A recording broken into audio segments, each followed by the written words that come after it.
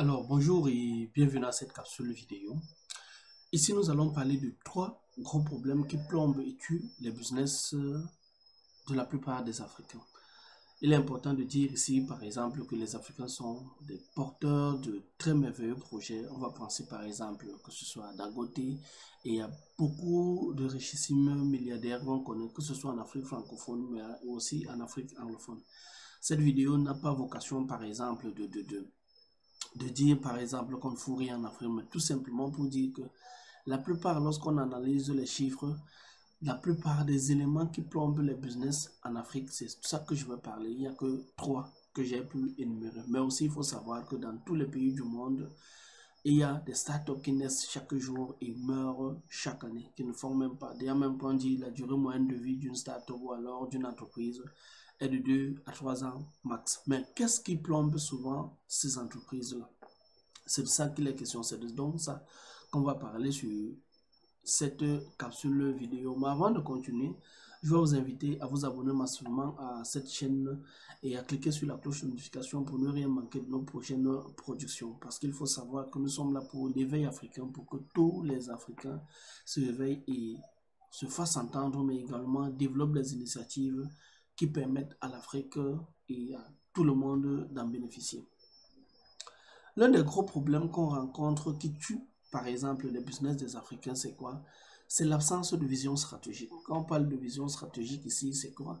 C'est que vous allez trouver plein de personnes qui veulent lancer des business, se lancent, mais non pas un plan d'évolution, non pas un peu comme on parle, par exemple, d'une personne qui n'a pas de plan de carrière, non pas un plan d'évolution. Ce sont des personnes qui sont capables de vous dire, par exemple, dans un an, j'ai besoin que mon business soit à tel endroit.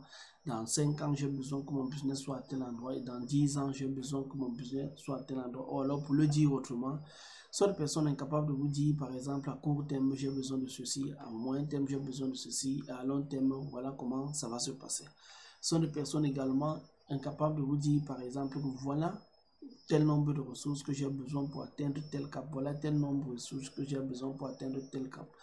Vraiment, parfois, ils se comportent un peu comme des politiciens, parfois de l'opposition dans un pays africain qui n'ont que pour fonds de commerce, c'est quoi? C'est que tel est trop vieux ou alors tel a déjà duré au pouvoir, mais ne propose généralement pas un plan stratégique, par exemple, pour prendre le pouvoir. Du moins, c'est très rare.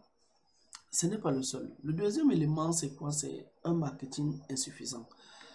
On a constaté que le marketing n'est pas dans l'ADN des Africains. Les Africains, c'est peut-être, ils sont plus dans l'opérationnel. Je m'explique. Lorsque quelqu'un veut créer un business en Afrique, la première chose qui s'hasarde très rapidement à faire, c'est de créer un logo. Oui, c'est du marketing. Aujourd'hui, il y a certains qui courent pour créer une page Facebook. Oui, c'est du marketing. Mais il y a certains qui vont vous dire, si vous lui dites par exemple que si vous avez besoin d'un travail de professionnel, il faudra lui payer tel montant, il faudra lui payer tel montant, il faudra lui payer montant pour vous faire un travail professionnel. Si vous venez lui dire par exemple pour votre page Facebook, pour que vous atteigniez un tel nombre d'audience, il vous faut tel montant, il va vous dire que c'est cher, machin et autres. Ça veut dire qu'il y a toujours un marketing insuffisant. Ils vont courir, par exemple, faire quelques flyers, machin et autres, faire un travail opérationnel. Mais à long terme, comment construisent-ils une marque? Comment construisent-ils un capital brand? C'est souvent très, très recherché dans les entreprises des Africains. Conséquence, on sort rapidement, on fait un saupoudrage et ça ne marche généralement pas. Ce n'est pas tout. Il y a certains, par exemple, que quoi? Ils ont, au-delà du marketing, je veux un peu rentrer sur la vision stratégique. Lorsqu'ils entrent sur le marché, ils ont quelques coupons peut-être placés dans les portes du régime qui leur donnent quelques marchés.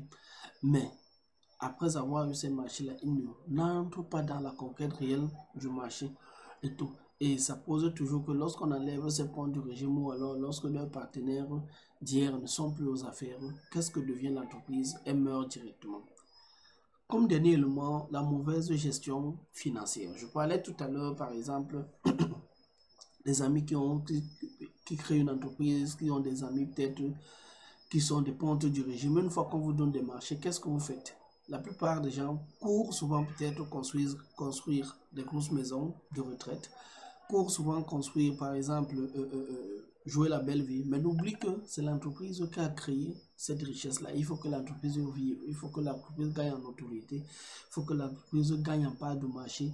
Oublie de réinvestir côté marketing dans l'entreprise. Ce qui fait que ça fait disparaître l'entreprise. Ah bien, je vais donc vous dire, pour tous ceux qui sont, par exemple, cette chaîne qui a besoin d'un accompagnement, côté vision stratégique, côté marketing, mais également sur un accompagnement dans la gestion efficace de vos finances, n'hésitez pas à nous contacter. Vous allez trouver nos contacts en bas de description. Ce n'est pas tout. Pour ceux qui ont besoin d'un accompagnement, que ce soit en marketing digital, en développement de plateformes digitales, n'hésitez pas à nous faire signe. Il y a un programme de préparation à recherche d'emploi qui est exceptionnel. C'est le meilleur programme en zone en francophonie dans la recherche d'emploi. Nous évoquons tout, c'est toujours dans la description. Et n'hésitez pas à nous faire signe pour ceux qui ont besoin de faire des transactions, pour ceux qui sont freelancers en Afrique mais ne savent pas comment récupérer leur argent, que ce soit qui soit dans les marketplaces ou alors pour ceux qui veulent faire du e-commerce et tout.